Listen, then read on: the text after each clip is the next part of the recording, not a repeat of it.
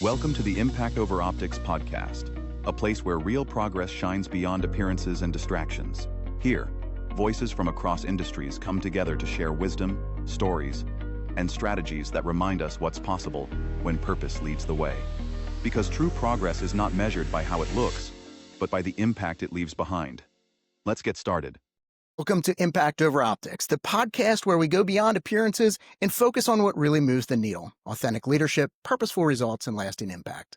I'm your host, Jon Detweiler, and today's conversation is all about communicating with clarity, cutting through the noise, aligning intent with impact, and leading in a way that leaves no doubt about purpose or direction. No better guest to join us for this than Dr. Agostino Scicchitano. Auggie is an educator, a mentor, a leader, and a strategist who has spent his career helping people sharpen their thinking, elevate their communication, and step into roles with clarity and purpose. With a doctorate in education and years of experience guiding organizations, he brings a blend of academic insight and real-world wisdom that few can match. His work centers on empowering people to understand themselves, understand others, and communicate in ways that truly make an impact, far beyond surface-level optics. Auggie's coaching style is rooted in authenticity, accountability, and a deep belief in the people that he serves. Auggie, welcome to the Impact Over Optics podcast. Thanks, John. I'm happy to be here. Love having you, my friend. So before we dive into communication, I know you're a proud U.S. Army combat veteran. I would love for you to tell our listeners about the veteran support group that you started with your current employer and sort of what you're looking to accomplish with that. Oh, I'd love to share, John. Thank you. First of all, I want to give thanks to all of our service members out there, veterans, public servants, first responders, all of those that give their lives for service and purpose. Makes me really happy to be part of that group. I know you're part of that group also. So as a first responder, so it's something that I think of very highly. Love to talk about this stuff. So why did I start a veterans organization or veterans group within my current employee organization? So West Point graduate, combat veteran. I was an intel officer in the U.S. Army, served in Afghanistan with the conventional Army infantry unit there. And I wanted to basically be an advocate for veteran and public servants in my current organization. I thought it was important enough that we do that, right? Keep that front and center and front of mind all of the time. So one of the things I did when I started the group, and I'm thankful for my current organization to allow me to do this, we currently have 191 veterans and people who support veterans as part of our group, employees within the company. And it's been a really, really great organization, a really great group for us to all be in together. And there's really three things I wanted to cover with that and why I started that, right? And first of all, was when I started the organization, I said, let's do three pillars, super important to us as a group. One of them is service, right? So let's be an advocate for service. Let's go and do community service for veteran organizations, veteran causes in our community. Extremely important that we, many of us who have served or continue to serve, service is a cornerstone of what we do, right? So having us do that as an organization and do that community service was really important. The second one was engagement, right? I wanted the organization to be engaged with our veterans and our first responders who work for the organization. Whenever we have, Memorial Day, Veterans Day, September 11th, I want to make sure that we had that as top of mind. We thank our veterans for their service, and we engage the whole entire organization about veteran causes and public servant causes. And then the last thing was the biggest one that I see is togetherness, right? It's networking. Most of us who have served, we serve because we care about people. We care about the teams we serve with. It's always about the person to your left and your right, right? So I wanted to have a group within my current organization that I work for, where we can all come together, we can network, we can support each other, we can have a battle buddy system, right? Many veterans are dealing with demons and things like that. So sometimes having a battle buddy is really important, and that we help each other. And another thing is as people transition from the military into corporate America, that we were there to help support them in that transition. So really three big things: service, engagement, togetherness. And I'm really glad that my organization let me do it. And it's been fantastic. We've been doing it for 2 years now, and we continue to grow every week. We're adding more and more members, more and more people that want to support veterans and public servants or have been veterans or public servants themselves. So it's been fantastic. I absolutely love that. And I can't tell you how much I appreciate that, appreciate the advocacy that you're doing on that side on behalf of all of our listeners, thank you for your service, and thank you to all of our service members who, literally signed that blank check to Uncle Sam and said, There you go. we're here to serve. So I truly do appreciate that. One of the Thank questions you. I always love to ask is, in one sentence, what's the driving factor in your life's work? It's very clear, obviously, that veterans' causes are super important to you. I love the way that has been a part of what you're doing. But Yeah. tell me, what else drives you? It's really centers around that. And if I can sum it up in one sentence, I think it would be, to empower others to be selfless servants through lifelong learning, mentorship, and ethical leadership. Basically to live a life of purpose and service, right? And I think that's one of the things that we're meant to be placed on this earth to do, right? It's to live a life of purpose, and it's to also serve others, right? So selfless service, being a servant leader. I guess that's more than a sentence, but I don't know. It's there. But I love that. And I love the way that, again, it is service beyond self. It's seeing the Hmm. world as a bigger place and a place that we can give back to. So again, huge amount of respect for that. I really appreciate that. Thanks for sharing that. When you think about clear communication, what's a principle or habit that's had the biggest impact on your ability to motivate and inspire others? Again, thinking about how do you make it work?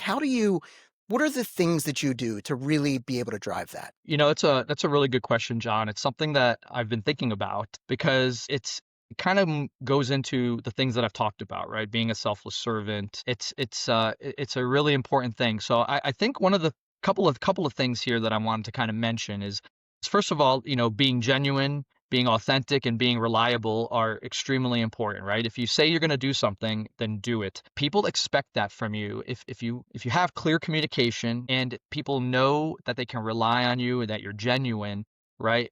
It's about caring for people, and caring about people is extremely important. So that goes a long way with kind of communication, building trust. It's something that's extremely important. One thing I was always taught at West Point and in the military as a leader, it's funny because you graduate from the academy.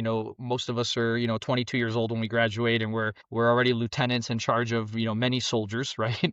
And it's you get thrust into that leadership role at a very, very young age, right? And that happened to me also when I joined the military and graduated from the academy. But it's something that I always have taken with me. It's something I learned in the academy. It's something I learned in the military.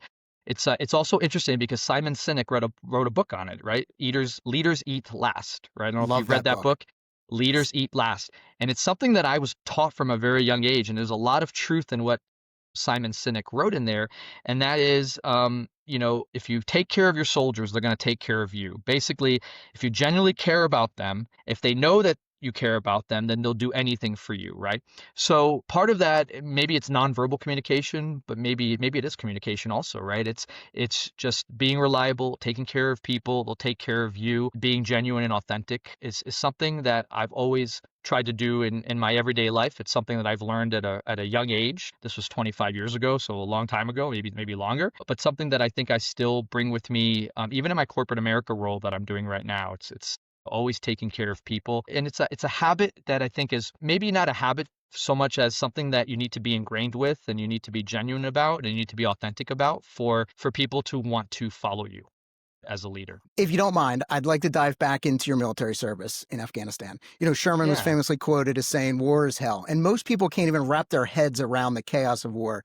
Do you mind Hmm. sharing a little bit about what it's like to lead soldiers in combat and sort of the communication techniques that you use to stay centered and effective through what you were doing? Yeah, it's a really, really good question. So, I was part of the early wave of conventional Army soldiers that went to Uzbekistan right after September 11th to support the Special Forces soldiers. And then when the Special Forces soldiers took over Afghanistan in December of 2001, I moved down into Bagram, the Bagram area, and we supported them. And then I was in Operation Anaconda, which was the big battle we did in March of 2002 in the Shiko Valley. So it's really interesting that you say that, because I think at the time it's kind of interesting because I was dual hatted. I was in kind of a dual role. I was the intelligence officer for an infantry battalion, but I was also a platoon leader for a ground surveillance radar platoon. So since I had experience as an intel officer in a previous unit prior to September 11th, I was kind of thrust into that role, but I also had my responsibilities as being a platoon leader. So I had a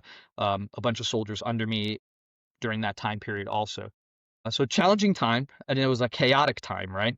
So if it's interesting that you said that Sherman said war is hell because there's so many different aspects of war, emotionally, physically. You're thrust into this environment, especially after September 11th. Most of us were very emotional at that time, right? So you think about being a young lieutenant getting thrown into that chaotic environment. It was really eye opening. So that kind of leads me to think about two major things when you talk about communication techniques, staying centered while you're in there in all of the thick of that. And it's really kind of two things I wanted to talk about. It's acknowledging the chaos and then modeling composure, right? I think is super important. Acknowledging the chaos is really important because the chaos doesn't change, but it's kind of like you need to understand, okay, hey, I'm kind of in the thick of this. My soldiers, you talk to your soldiers like, hey guys, we're in the thick of this, right? This is it. I mean, this is not going to change. It's something you're not going to be able to change, right? The environment you're in. So you have to kind of embrace it and acknowledge it. And I think the second part of it is modeling composure. It becomes really important because, especially as a leader, your tone and your demeanor really set kind of the emotional climate of the environment you're in, right? So when you're with your soldiers and there's so much chaos going on and there's so many things going on and you're thrust into the middle of this, if you're not leading by example and modeling that composure, then it leads the people that you lead will also go into that state of chaos, right? So you need to kind of model that. So from a communication perspective, I think it's really important, to be honest, authentic, and caring, acknowledge that chaos, but also lead from the front and lead by example. When things get chaotic, people are looking for us as leaders to lead by example, to be clear, concise, to the point, unwavering, direct, but also be calm and have that composure, right? And I'll be honest with you, there's times where I wasn't the most composed person, excuse me, or the most calm person. Think about getting thrust into there, but I try to be, as a leader, you always try to lead by example and be as composed and as calm and as direct as possible. And I think part of it stems from my time at the academy at West Point, right? We spend a lot of years learning about leadership, being thrust into kind of stressful or chaotic environments as a plebe when you're at the academy, leading, you lead. By the time you're a senior at the academy, you're leading other cadets. So it's ingrained in you at an early age to do that. But it also prepares you for the real world. And I was very thankful for that because I graduated in 99 and then 2 years later, September 11th hit. And so a lot of that was fresh in my mind. I love it. And, when we think about emotional regulation, especially Hmm. as leaders, that is such an important piece of the way that we communicate and talk to others. So I'm really glad you talked about that. So let me pivot a little bit and say, Hmm. when we communicate, how do Hmm. you communicate in a way that moves people from awareness to action? Again, at the end of the day, when you're leading soldiers or even in corporate America, yes, as leaders, we inspire and we do all these things, but we really need to Hmm. get them to move. We need to motivate a response. How do you do that? What is a technique you use, or how do you look at that? Yeah, that's a really great question, John. And I think another way I can summarize it, you can probably tell I'm a very concise, driven guy sometimes, and then I like to talk a little bit and embellish a little bit further. I think with this is it's connect with purpose and emotion, but it's really letting people know the why. And I know I talked about Simon Sinek already and Leaders Eat Last, but he wrote another book, Start with the Why. And it's really, really important. I think people need to know why they're doing things. And when you effectively communicate that purpose and it's a shared purpose, then you can rally a lot of people around you and around the common cause and the common purpose. And when I was studying for my doctorate, I had to take a lot of organizational psychology courses and things like that. And, when you think about psychology, people always talk about surprises, and no one really likes surprises. Human nature doesn't like to be surprised. It's not part of our human DNA to want to be surprised. Our people that follow us as leaders, they don't want surprises either, right? So you should really rally around a purpose, let people understand the why, align with values, and then empower people to be part of that process that you're doing, right?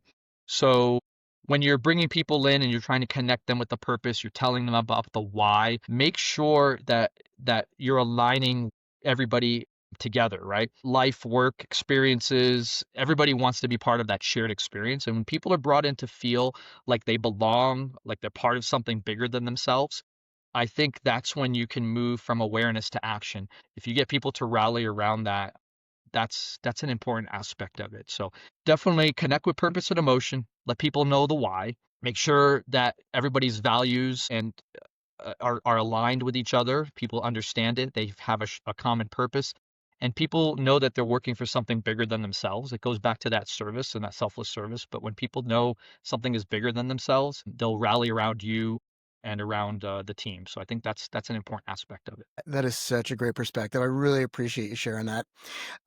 Next question. And this is Yeah. something, again, that I absolutely love about you. You're probably one of the most authentic people that I know. When you're coaching or mentoring somebody to lead authentically, how do you do that? Because again, we're so focused on results, and we're so focused on metrics and all of these things. How do we strategically really move somebody to be that authentic leader, that authentic communicator? How do you do that? It's I really appreciate John. John, you and I have known each other for a while now, and I appreciate your friendship over all of these years that we've known each other. Yeah, I think a part of it is modeling authenticity with vulnerability. I think is really important because when people know that you're not perfect, right? No human being is perfect in anything that they do. If someone tells you that they're the most perfect person, then they're lying to you, right? Maybe Mr. Perfect from the old WWF. I remember the old Mr. Perfect from many years ago. But when you model authenticity and you're genuine, but you're also vulnerable, right? And people understand that you have a little bit of a vulnerability to you. I think within teams, it builds a lot of trust, and it builds a bond with people when they know that they can come to you, they can be vulnerable with you, they can trust you, and I think that's part of being genuine, being authentic, and it helps with kind of the coaching style and communication style is being that leader, leading by example, being a model, do what you're going to do, but also do it with a little bit of vulnerability. One of the things that I do with all of my training sessions, classes that I do, I also do this with my team, and I also do it with myself. It's self-reflection is really an important aspect of this, and it should be a part of everyone's growth journey, because I'm really big on this because if you can really look into yourself, do a little bit of self. I know it sounds hokey. People are like, "Oh, this is like kumbaya stuff," and it's a little bit hokey. But the reality of it is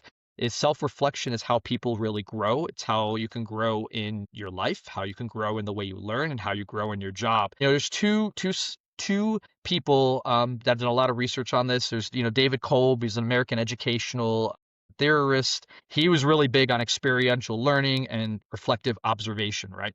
And so he said adult learners learn through reflection, right? So being able to sit down and say, hey, what went really well today? What didn't go really well? I have my teams do that all the time. I actually have them doing that for their end of year reviews right now. I'm having to do a lot of self-reflection from the past year and what we can do to be better in 2026, right? Jack Mesereau was another American sociologist and professor, and he talked about transformative learning. And in his theory, he talks about, how adults can fundamentally change through critical reflection. So deep, honest reflection about their beliefs, values, and assumptions helps people grow.